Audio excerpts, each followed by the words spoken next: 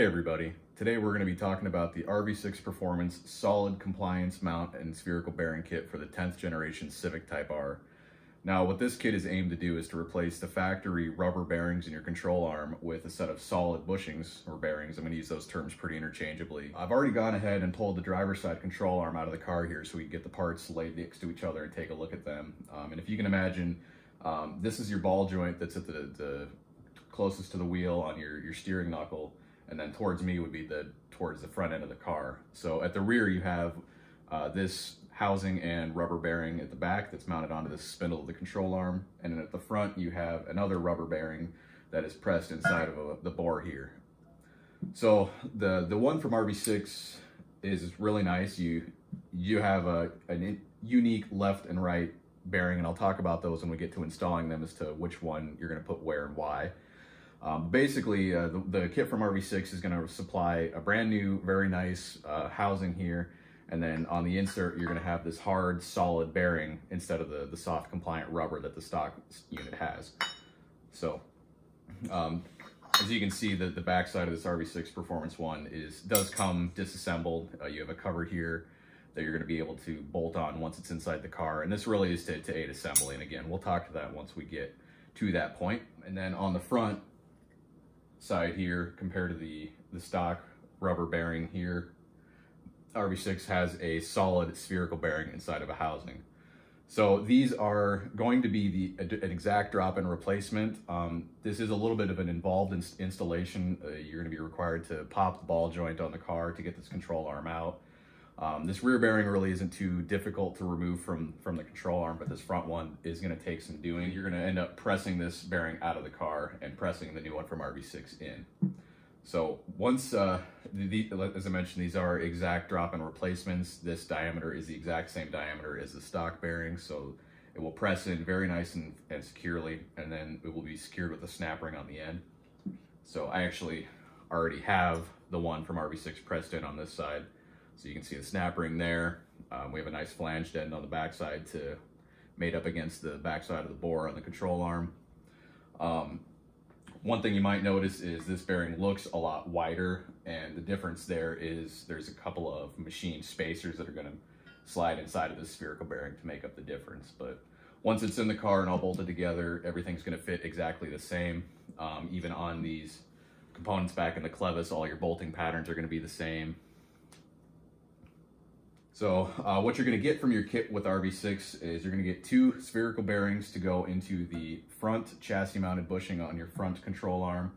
And like I said, that's going to consist of the housing, the bearing, the snap ring, and then two sets of these machined metal spacers. You're also going to get two housings, bearings, and cover plates to replace the entire rear bearing assembly.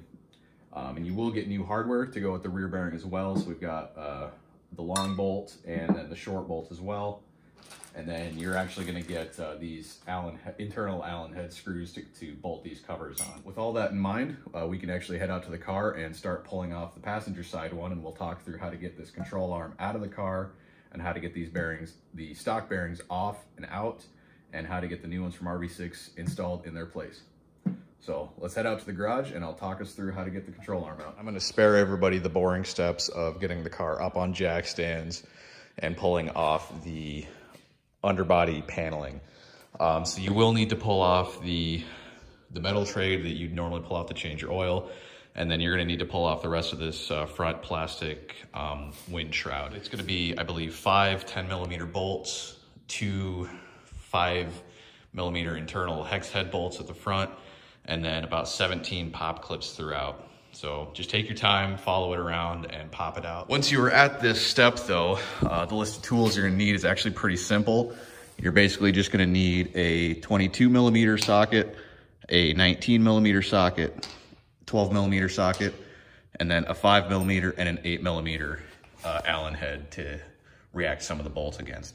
You're also gonna need a set of needle nose pliers to pull out the cotter pin at the ball joint, and then some various just extensions for your socket wrenches. And then I have a ball joint remover tool. I got this from Harbor Freight. One note with this, I did have to actually take a grinder and hollow out a little bit of my clevis here just to get it to slide around the stud on the ball joint. And I'll kind of talk through that once we get to that step. Otherwise, I would recommend an impact. Also going to need a 14 millimeter and a 19 millimeter open-ended wrench. Okay, we're underneath the car now, and I can go ahead and talk you through all of the hardware that's going to be needed to be removed before we can get this control arm out of the vehicle. We are at the rear of the car looking forward, so this is the rear bearing that we're going to be replacing, and then here, kind of tucked in the chassis, is the front one. So as far as hardware goes, you've got 2 bolts on the back side of this rear bearing. You have the 1 bolt here at the front, and we'll be talking through a little bit of a nuance getting that one out. At the front of the control arm, you have a cotter pin retaining a castle nut. So we'll get that removed and then get that ball joint separated at the end of things. If I spin around, at the front side of the control arm, you do have this linkage arm right here that's going to need to be separated and removed, and then another little bracket with a sensor linkage arm here as well. So we'll take that little guy off as well. One thing that I wasn't expecting to have to do was actually to decouple the sway bar as well. So this right here is the end of the front sway bar. The reason being, if I swing back here and look again at that frontmost bearing on the control arm, it's a little recessed and tucked in. I don't know if the camera angle can really do it justice. I just undid the bolt and popped the linkage stud out of the arm. And as I'm releasing it, I hope you can see that control arm actually, or the sway bar actually rotating upwards.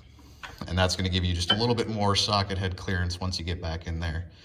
So it will not rotate up until you have both sides released. So like I said, the driver's side was already loose and undone from pulling that control arm out. I just wanted to demonstrate that that's going to give you a little bit more clearance to get in here, because I would say he's, with the exception of separating the ball joint, going to be the toughest part of getting this control arm out. So here's the stud and the linkage arm on the sway bar and the sway bar itself. And basically what you're going to need to do to break this loose, because even if you come in here with your impact and break the nut loose, you're probably just going to spin the stud. So this is where your 5 millimeter Allen key comes in. You're going to stick that on the end of the stud, grab your 14 millimeter, get on the nut, keep the Allen head steady, and then turn with your open-ended wrench to break the nut free. So that is one joint that is going to require that process, and then the other one is this linkage arm you can see right there, and that's where your 8 millimeter stud is going to come into handy. All right, I'm just going to start breaking these nuts loose, the same ones I talked through before. There's really no rhyme or reason or order to doing it. You should be able to do it in about any order that's most comfortable for you. I'm just going to start from the back and work my way forward. I did go through with some PB Blaster and hit some of these studs just to try and make it a little bit easier to remove them.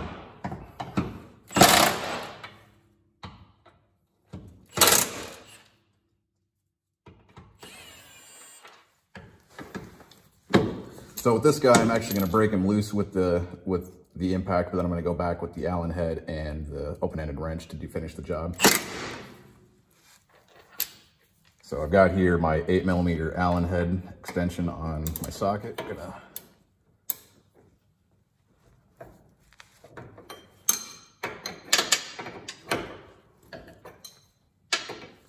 now I'm coming in with a 12 millimeter to hit this little bracket on this linkage sensor.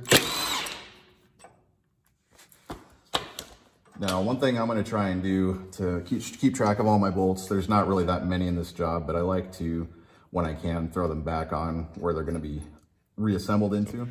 Here I am zoomed in at the bottom of the castle nut on the ball joint. You can see the cotter pin here, and these are actually really nice and very reusable. What you're going to want to do is push it forward a little bit, and you can see the little locking bit of it right here. You're going to grab that with your pliers, pull it out, and then pull the just gently outwards, and then the whole thing should slide to the rear. Here we are. It took all of 3 seconds to do. Like I said, at the bottom there's a little hook.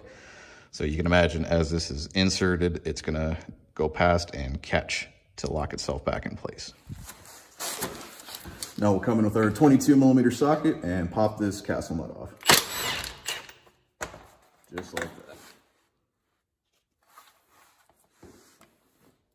So we'll worry about separating the ball joint last. I'm gonna work on getting that last bolt up here on the front bearing loose.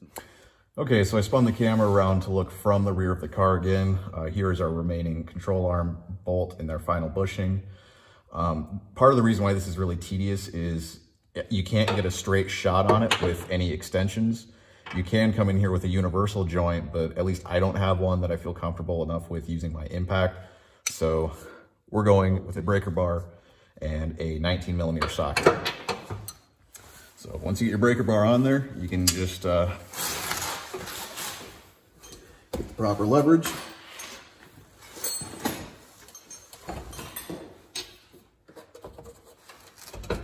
Now it is rather tight up here. You can't really get much of a throw on your socket.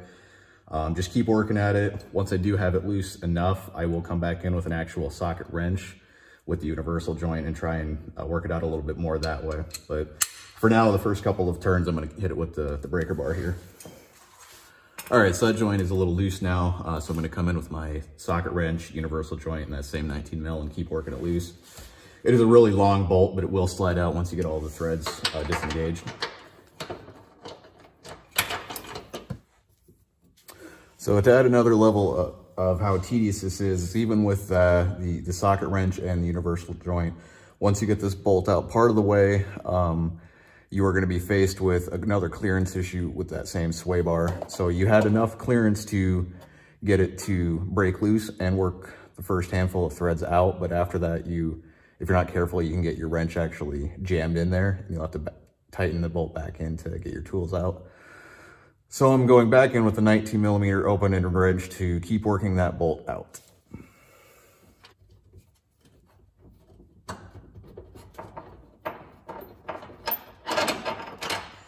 All right, and after much longer than something like that really should take, you should be able to fish the rest of the bolt out. Okay, at this point, all of the connections are broken loose on the control arm, and we can actually move this around and get a lot of play in it right now. With enough effort, we actually can pull the rear bearings outboard and drop them from the car. But what I'm actually gonna try and do first is separate the ball joint. And the real key here is to not tear this boot. If you have a preferred method of separating this ball joint, feel free to use it. You might be able to get a crowbar in here and with enough leverage to pry it down. The preferred method throughout the years has been just hammer on some of these raised portions of the control arm. And I probably will still resort to a hammer, but I don't want to let loose with all of the force that I might need to pop it by just that method alone. So what I'm actually gonna do is come in with my separator tool here, and I've got just the top half of it just to make it a little easier to work with. I should be able to actually push this boot upwards and slide my ball joint removal tool in its place. So I won't film the process of doing this, but once I get in the middle of a few of the steps, I'll take a second to show kind of further what I'm talking about. You can see I've got two screwdrivers, tiny little flatheads actually separating the boot from that surface on the control arm. What I ended up doing just now was I was able to get a separate screwdriver right under this bulge in the boot and pry against the control arm, and that got it to separate a little bit so I could then work my flatheads underneath. So having them in this manner will allow me to raise them off of the control arm and slide my ball joint separator tool in there without fear of ripping the boot. Okay, I apologize for the poor lighting and angle, but if I back up a little bit here, you can basically see that I've got the top end of my ball joint separator in place. It is underneath the lip or the boot, so I'm not too worried about tearing it. I'm gonna go ahead and get the rest of the tool set up and then start applying some pressure to crack this ball joint apart. Okay, I've got the separator installed now and all put together. It is just, it's not tight, I just firmly got that by hand. Couple of tips with using this is I would not use an impact on these, especially a lower quality one like I got. I'm also going to not try and fight the friction in the part itself, so I'm gonna just get a little bit of WD-40 on these threads. And then I'm gonna apply just a little bit of pressure, and once I feel like I'm getting some good resistance between tightening that bolt down, I will actually come in and tap on the backside to try and get a little bit of that shock load in. So if I come around to the backside, there is again a raised portion here that's for applying that shock load.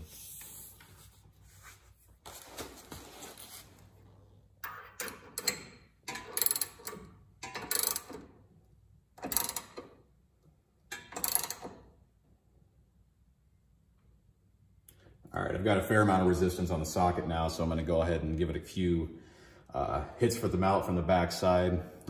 I wouldn't say you need to come through and try and keep cranking down in your socket and pop it that way. I'm trying to reduce the chance of doing any damage to the stud down there as best I can, so I don't wanna just crank away at this until it pops loose that way. But doing so with this tool should help apply some of that same pressure in the joint that once you shock it, it will pop.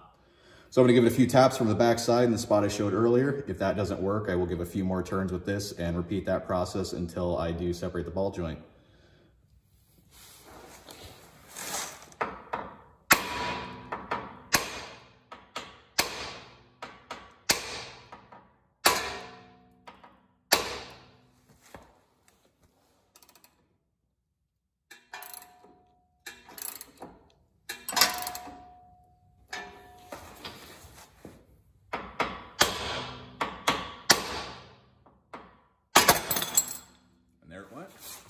Now that the ball joint's popped out, that's gonna give us a little bit more flexibility on the control arm itself. So I'm gonna go ahead and get this linkage arm stud removed. Just move her over to the side. And then we should be able to rotate that part of the control arm out.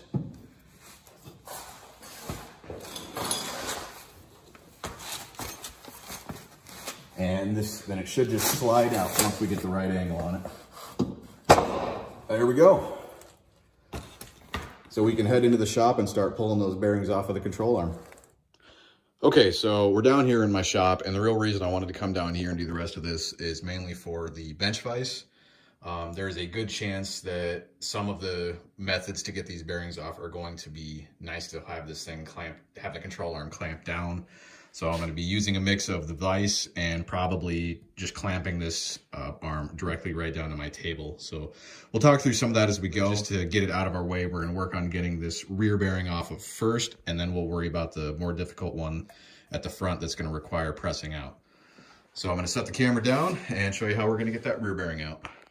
Okay, I changed my mind. I'm actually not going to use the vise for this part. I've got my control arm clamped down to my workbench here to hold it steady. I'm just going to use a flathead in through the clevis section here and just rock it back and forth and try and apply a little bit of pressure to work it off of that spindle.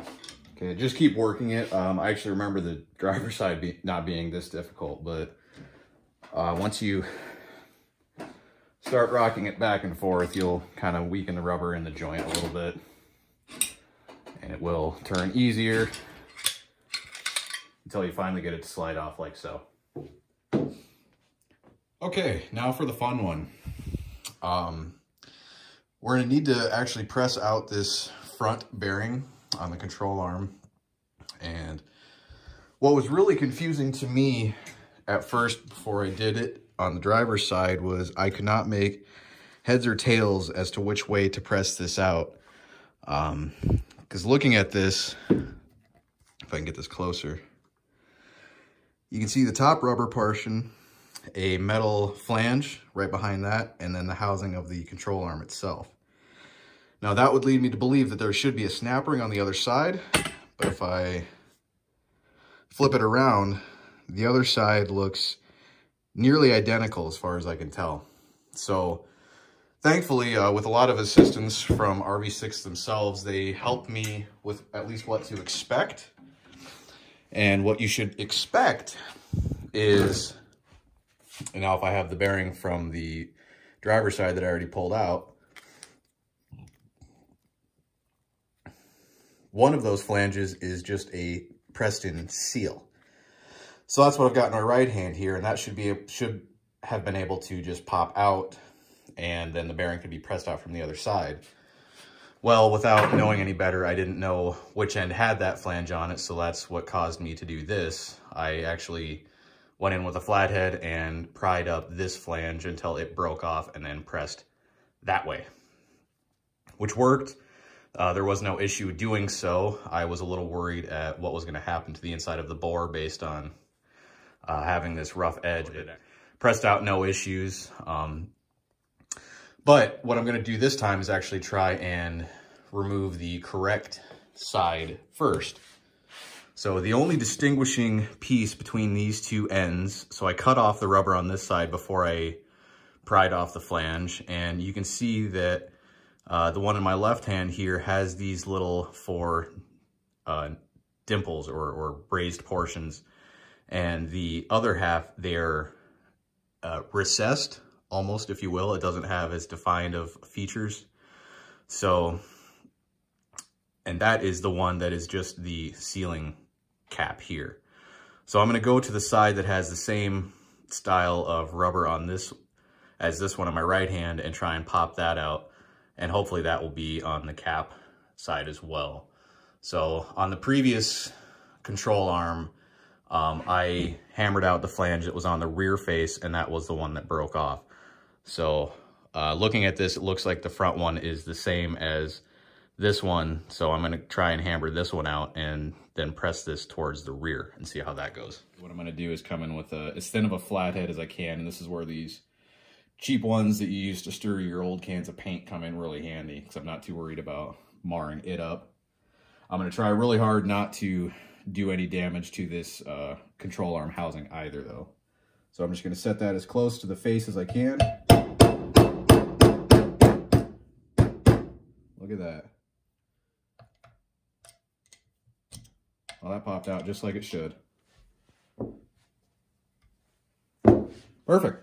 So I was right. This is the driver's, or I'm sorry, this is the forward side of the car, and this is the side that does not have these four little raised dimples in the center.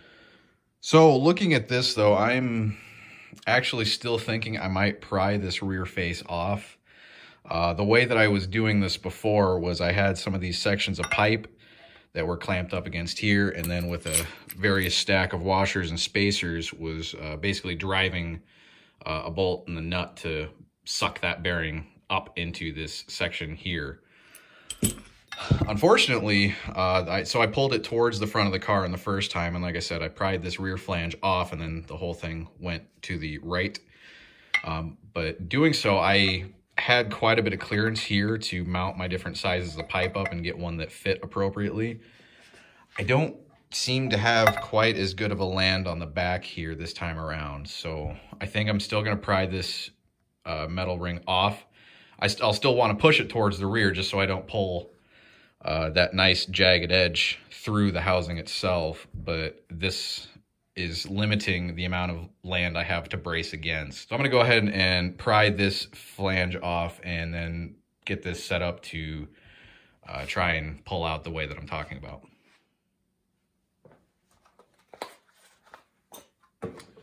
So what I'm going to do first is work around and, just like I did on the driver's side, cut off this part of this outer rubber part of the bearing.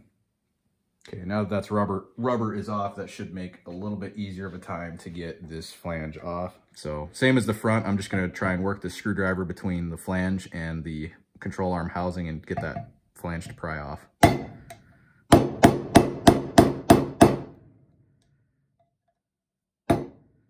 Once you have started to get a little bit of a lip to open up on it, it's a lot easier to keep working your screwdriver around at different angles.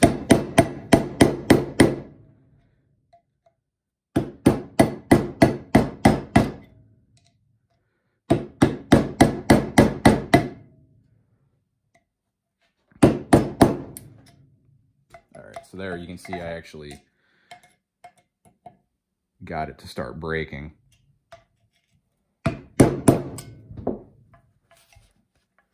Okay, so that was the final step to get this piece out. Now, full disclosure, I really hated to endorse doing this method because it did mar up the face a little bit. It looks a lot worse if you catch it in the light. On the bright side, it doesn't really matter a whole lot. So in the driver's side looked the same way when I did that. What I'm gonna do once I'm all said and done is I'm just gonna take one of these little files, a flat one, and run it across the surface and just clean up any burrs.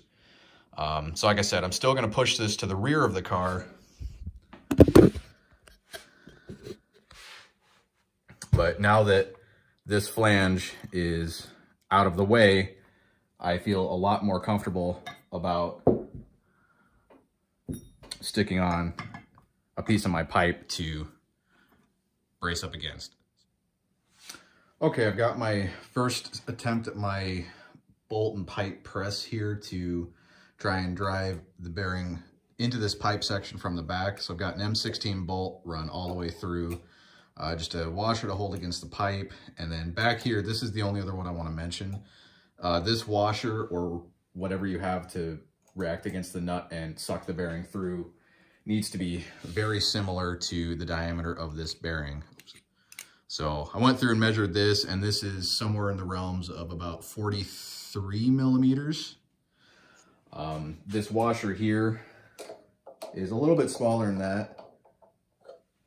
I have about 40 millimeters on the nose with this washer, which was, like I said, still enough to catch part of the housing on this bearing and drive the other one through. If you have a socket that is appropriate size, the largest one I had on hand was a 1 1/16 inch. That would be pretty close as well. This one is about 40.5. So any number of things to try and use here should work, but you want to make sure everything is nice and centered before you start applying any torque. And then what I'm going to actually do here is get this one broken loose by hand, and then I might come in and hit it with the impact to drive it out the rest of the way.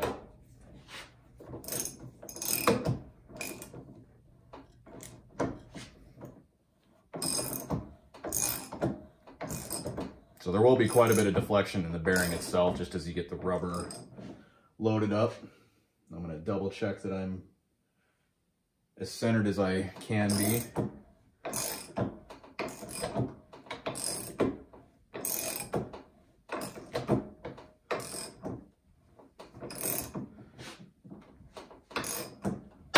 Oh, and that click was it starting to move right there. So as I do this though, this is another one of the same bolts I was using. Since I don't have it threaded along the entire length of the shank, I'm actually going to have to back this off and keep stacking in some new washers into the joint. But just to give you an idea, you can see this starting to work its way out a little bit now.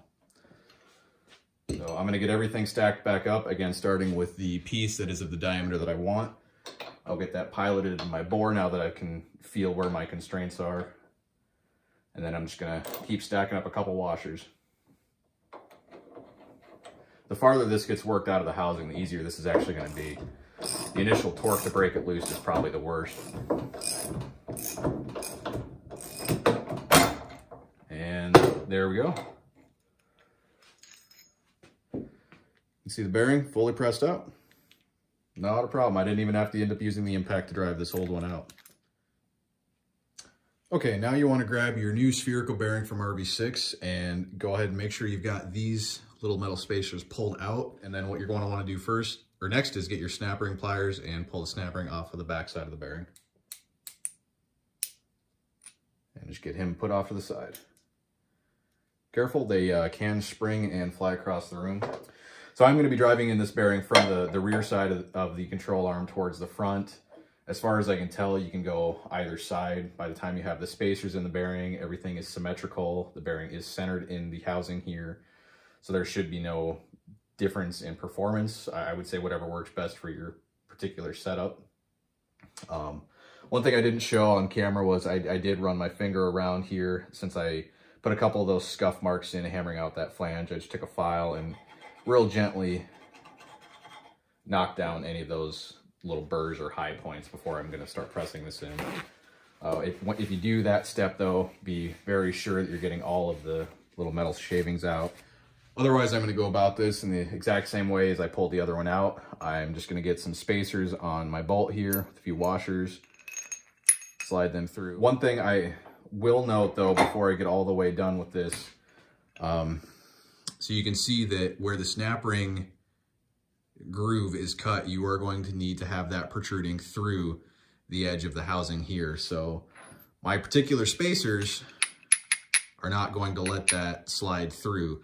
So once I get this within that last centimeter or so of being pressed through, I will switch to one of these pipe sections that will let that we'll slide over this bearing and let that section protrude through without damaging where the snap ring goes. This one is also a lot more effort to get pushed in. I worked a lot harder because it's the pressure or the torque required to press this in is going to increase as you get more surface area of this engaged inside the bore, whereas before, the farther you went, the easier it got.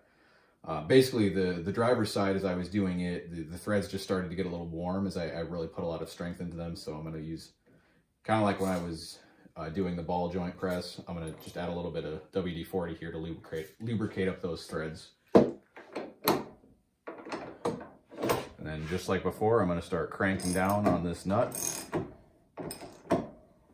And I'm not going to hit it with the impact right away because I don't know if you saw it or not, but that helped center itself a little bit as it started to work into the bore. All right.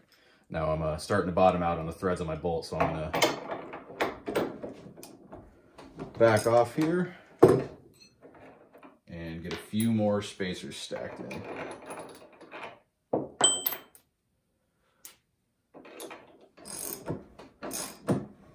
All right, so about now, I think I'm about halfway through. The torque I'm having to put on this is getting pretty noticeable.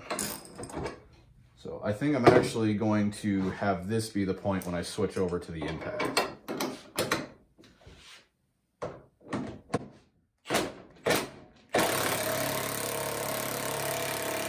All right, so right now I can see that I'm getting pretty close to having this bottomed out all the way. So I'm going to pull this apart and maybe switch over to a pipe section. See, I can feel these threads actually already getting pretty warm, so the WD-40 also helps keep some of that cool. So since I am doing this without being able to see, I want to make sure my pipe is centered as best I can around this part of the control arm. Because again, I want that clearance for the bearing to be able to protrude through.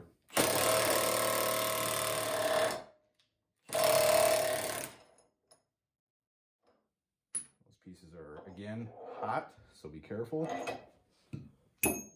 Now we can see we have the bearing protruded through with just enough room for our groove on the snap ring to go back in. So that's going to be the final step here, is to get that snap ring put in, and this bearing will be finished. So what I'm going to do is set this on the table and then come in and just get enough of a grasp on that to be able to start working it open.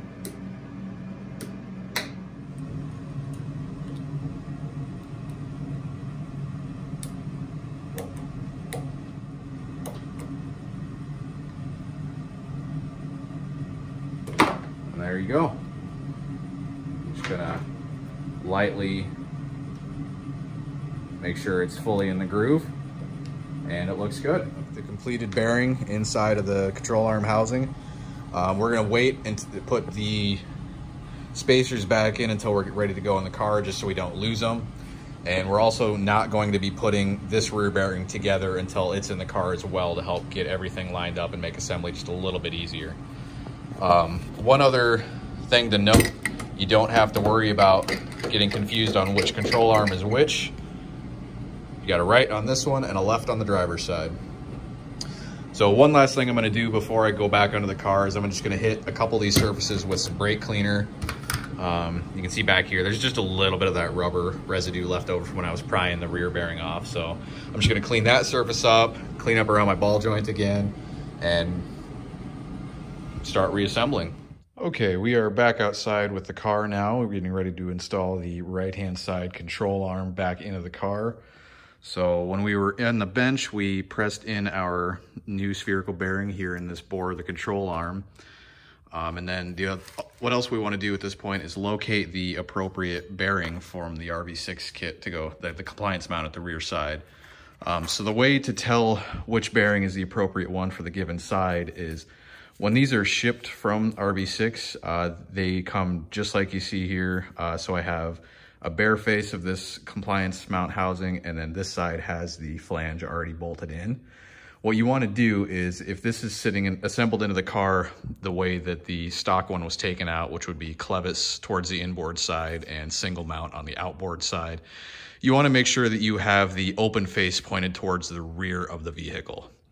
And the reason you're going to do that is, well, when you're putting this the control arm back in the car, you're going to kind of have to get everything loosely assembled first. And then the very last thing you're going to do is pound in your blue solid bushing portion at the end. So basically, once this is in the car, we're going to loosely slip the spindle end into the housing here, start getting things tightened up a little bit, and then come in and pound in our blue bearing portion. Otherwise, you're just going to need a very similar set of tools as before. Like I said, make sure you've got all your bearings for the appropriate side. Make sure you locate your two metal cylinder spacers for the spherical bearing here, and we'll get those put in just a second. You're going to need your internal hex Allen screws that are for bolting this plate into the bearing at the end. You will need your one long and one short bolt supplied in the compliance mount kit per side, and then you're going to reuse your M16 bolt that slides through the spherical bearing here. You'll also need a 4mm Allen key, which is just for tightening these down as well. The only other thing is I've got a 5-gallon bucket underneath the car. I'm just going to use that to kind of set the control arm on and help me hold it steady as I'm positioning it. So the first thing that I'm going to do here is actually just get a little bit of grease on these metal spacers on the spherical bearing and slide them into the end of the bearing itself. The grease is not needed. I just wanted to use a little bit to help retain the part. So I've got here just some basic full synthetic grease. I'm just going to get just a little bit on a rag here. You don't really need a lot. Like I said, this is just to help hold this in place. And then I'm going to spread that around the smaller diameter portion of this spacer. And then once that is ready, I will take the control arm with the spherical bearing and slide that in. Now these are a very tight fit between the spacer and the bearing itself. Don't force it. If it's stuck, that means it's not aligned properly. So you kind of saw me just wiggle it a little bit. Once you get that alignment properly set up, it'll just slip right in. So I'll go ahead and do the opposite side here and then get ready to crawl into the car and actually put this in. Okay, I'm underneath the car now, and I've got my control arm here. Just setting on my bucket to help me get it into the position I want it to. So we're gonna make sure all the linkages are out of the way first before we start manipulating this. But basically, the process that I got the opposite side in so far was I started with the clevis where the spherical bearing goes in, and then I went forward and got the ball joint and the stabilizer link connected loosely, and then worked my way around to the back and did the clevis portion, which is gonna mount in right here onto the frame. First step is going to be to slide this bearing into the clevis. Have my bucket there to help brace this. Now, the one nice thing about this is even if this is loose, or even though this is loose, I'm still able to get some play and manipulate the joint, and I can actually turn the spherical bearing portion to further manipulate this arm if I need to. But now what I'm going to try and do is get the bearing lined up and slide in my stock bolt. And so I actually ran into this issue on the opposite side. The tolerances in this spherical bearing are tighter and noticeably tighter to the point to where this bolt is actually rather difficult to reassemble into the joint. So right here is that front sway bar, and it gave us some trouble due to tool clearance pulling the bolt out. But when I was pulling the bolt out, I was able to kind of pry it downwards and actually get it out of the joint. But now the tolerances are tight enough here that it's not wanting to go back in. So what I'm going to do is crawl out from underneath the car and actually brace the front end of this sway bar with a piece of 4x4 and a floor jack, and ever so gently try and raise that up a little bit to get me the clearance that I need here. Okay, so here I am back out from underneath the car, and basically what I was saying before is the sway bar is interfering with that bolt head. So if you look back far enough, you can see that spherical bearing sitting inside the clevis. What we essentially want to do is right where I've got the end of the sway bar propped up against that 4x4 is you want to rotate that up and around. So you can see I've got it on a floor jack here. My control arm's still kind of loosely sitting in the joint, held up with that 5-gallon bucket. And what I'm gonna do is after making sure that the ride height sensor back here, all the linkage we disassembled for that is safely out of the way. The same with your end link for the sway bar itself, which actually tuck that like that. And then you're just gonna wanna give a couple pumps on the jack here, real slow. One other thing you will notice is the sway bar is going to interfere with your axle. So right there, you can adjust and pull your knuckle a little bit to help with that clearance, but basically I'm just gonna pry up on this just a little bit to try and get me some more of that clearance. Okay, so I was able to get the bolt past that joint, and it's obviously still loose, but I wanted to show that the big thing you're trying to do is just get this flange of your bolt head past this part of the sway bar. And I was raising the sway bar, I would say 1/4 of an inch at a time before I'd come down here and try and get that bolt slid past it. Okay, so I went ahead, and now that I did run that bolt in the clevis back here in just a little bit. So it's not tight by any means, but it's tight enough to where it's not going to come out. But what I wanted to kind of demonstrate is with that spherical bearing, that still gives you quite a bit of motion to manipulate this arm around as you're getting it to tie into the other connections. So what I'm going to do next at this point is get the ball joint in. So I'll kind of manually turn my spindle here a little bit. And then once you get that more or less lined up, it will slide in, and just throw the castle nut on like that. While we're here, we're going to go ahead and get this stopper link in as well. This one may look a little tricky because it doesn't exactly always want to seem like it lines up. You can kind of rotate the knuckle a little bit if you grab on some of these portions. So that will help give you some of that additional leverage to work it in.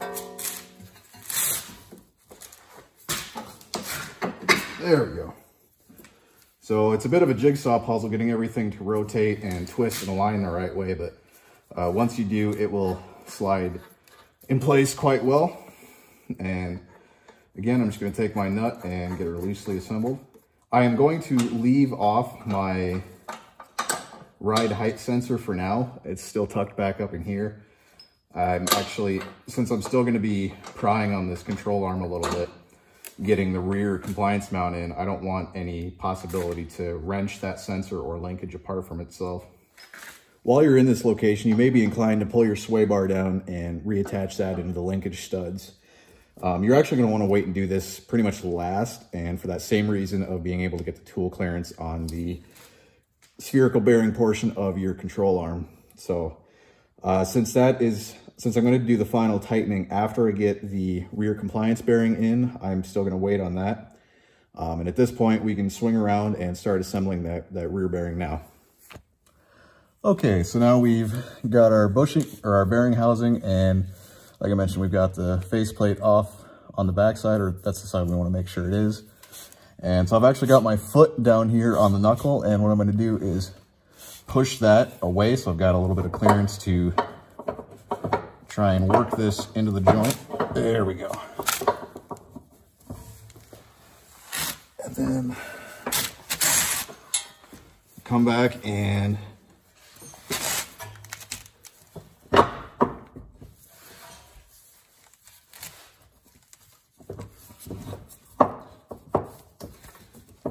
just start working that into the factory locations. There we are. And now we'll take the 2 bolts that we got in our kit from RV6 Performance, and we'll run them loosely into the housing here, with the short one going to the outboard side and the long one going on the inboard side here. So I'm actually going to leave quite a bit of slop in that joint, because what I want to do now is come in with that blue bearing and basically slide it over the spindle on the control arm and into the housing at the same time. So I want a little bit of ability to not only adjust the control arm, but the housing as well, to make sure I get everything lined up and square before I start hammering that bearing in. Okay, for the last part of this rear compliance bearing install, you're gonna need to get the blue solid bearing portion, and essentially what you're gonna wanna do is to get it lined up onto your control arm spindle and essentially pound it in. There is no front or back side to this piece. The only thing that you'll want to pay attention to is to make sure you've got these slots in the bearing lined up with the parting line on your control arm. So what I'm going to do is basically just get this loosely set on here. So a dead blow would be ideal to hammer this in to reduce the risk of damage to the bearing. It is pretty resilient though, and will resist some moderate abuse with just a regular claw hammer, which is what I am going to use and what I did use on the opposite side. There will be a point when you will want to make sure that your housing and the bearing are properly aligned, and then you'll just keep hammering it in. So it is a little awkward down here. Just make sure you've got enough room to get some good leverage on your swings, because it will take more force than you might expect.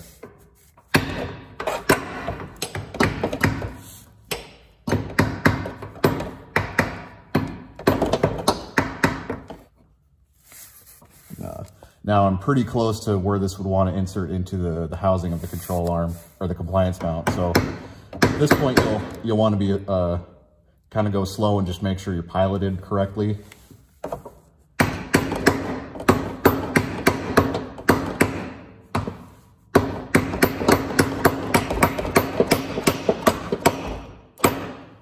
And once you start to insert, or once you know your bearing is into the housing, at this point, it's pretty self-explanatory. Just keep driving it home. Okay, this is the point of where I'm at after hammering on the bearing like you saw. And as you can see, for how hard I was hitting the bearing with the claw hammer, I actually don't even notice any scuffs on this one. So that's a testament to how resilient this bearing really is. Regardless though, once you're at about the surface of this spindle or slightly past that point, it gets a little hard to make sure you're getting an accurate swing on this. So what I'm going to do at this point is actually get my cap for this bearing and get it screwed in loosely, and then finish driving home this bearing by tightening down these 6 internal hex screws. So now I have the rear cover for this bearing housing really loosely assembled. I haven't run down the screws or anything. Make sure you've got this with the counterbore chamfers pointed towards the rear. That's so your screws can set down in there and be flush when fully mounted. And after you get all of your screws in, you want to run them down. RV6 does give you a 4mm Allen wrench to do this with. Some of the ones at the top, these 3 in particular, are a little tricky to get to, so I find that having some of these with the ball stud at the end really speeds up this process. So I'm gonna get that last screw in and get these run down until where this plate is just resting against the back face of this blue bearing, and then I'm gonna work in the star pattern, tightening them down to finish driving in the bearing.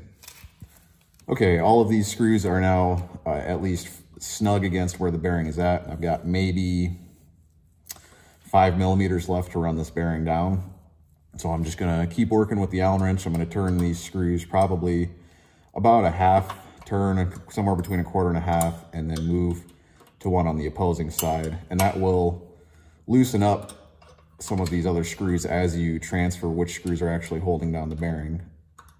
But once you feel some of that resistance in the screw, just go ahead and give it the 1/4 turn like you have been. Okay, after a much longer time than my elbows would have originally appreciated, I have finished going through and running down all 6 of these screws. And like I said, it takes a while, it's tedious, but just keep working them down slowly in an alternating pattern until you finish driving the bearing home. And then even once you get this plate fully bottomed out, go ahead and make another round through just to make sure that you've got the appropriate clamping force. Keep going until all 6 screws do not turn anymore when you go down and give them a final crank.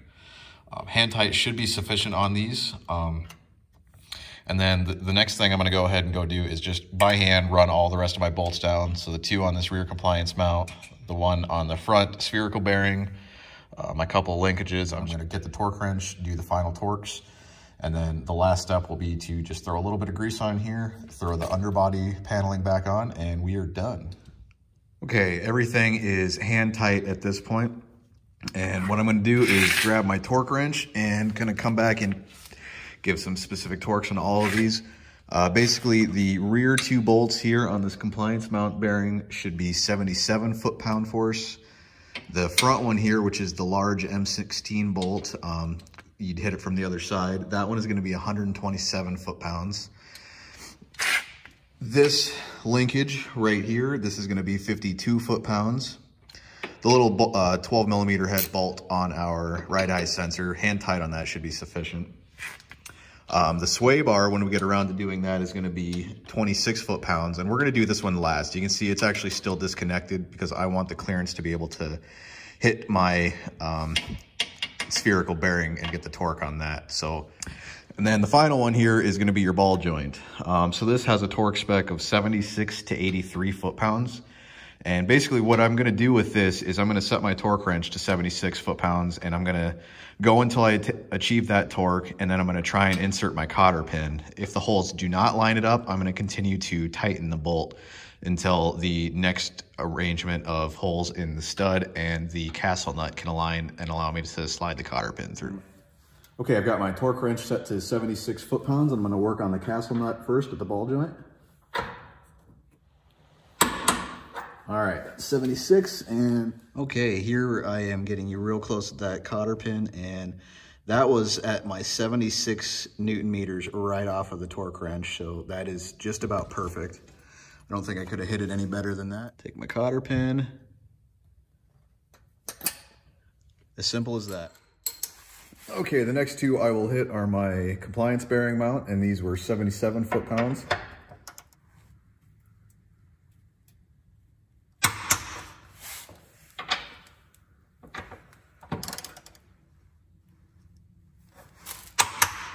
Always a satisfying sound. Okay, I will be honest here. I don't have a good way to get the torque wrench onto this spherical bearing of the lower control arm. I could use a universal extension on my on my torque wrench, but I honestly really hate relying on that. I do not feel that it gives an accurate measurement of the torque. So what I'm going to do is just use the good old breaker bar and get this about as tight as I comfortably feel going on that bolt. And based on doing the other connections here at 77 foot-pounds or so, I'm gonna make a guess to go a good quarter, 30-40% above that to hit my 127 foot-pounds that this is supposed to be at. Okay, so I've gone ahead and taken my breaker bar to get the spherical bearing tightened down to the point where I think it should be. And again, I apologize that I don't have a better solution to actually get the torque on that particular bolt. At least on the bright side with this linkage arm with the sway bar, I think once you get these tightened down pretty well, and I was originally using, for instance, with this linkage bar, my 8 millimeter hex bit and a 19 millimeter open wrench. I got that tightened down by hand, and now I'm gonna come in with my torque wrench. I think it will have enough resistance to be able to get the torque on that. Perfect.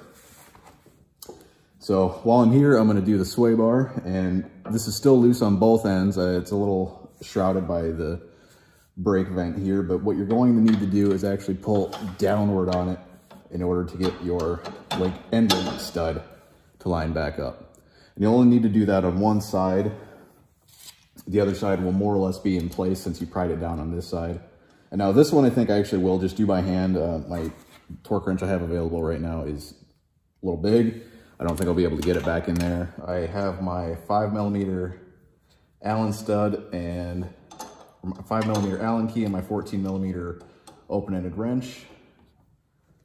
And I will just start tightening this down. The torque on this is only 26 foot-pounds, so it's really not that much. This is pretty standard hand tight torque from what I've been experienced to. Once you get this stud fully assembled, you'll know when it's driven home. The amount of force to turn the nut will increase exponentially. So don't overdo it. If you have the torque wrench that will fit on this appropriately, I would advise for that. Okay, the very last thing you want to do is just throw some grease onto this rear compliance bearing. They've got a nipple right there. So I've just got your basic hand pump grease gun. I have some full synthetic automotive grease here from Valvoline. It's what I've used in the past and had pretty good luck with. You can use whatever grease you are most familiar with. About as glamorous as it sounds. You just get the gun on there, get your fitting tight, and give it, I would say, somewhere between 3 and 5 pumps. A good sign is when you start to have grease protruding through the bearing like that. So I'm sure right now all that grease is just getting pumped right there on the outboard side where the nipple is. As this joint works and operates a little bit, that grease will be redistributed through the joint. So I will probably come back in not very many miles and hit it with a few more pumps of the grease gun just to make sure it's got an adequate coating all throughout the inner race of the bearing. But that's it. I will put the underbody paneling back on and the belly pan and my wheels and be good to go. Thanks for watching, and I hope this helped some people.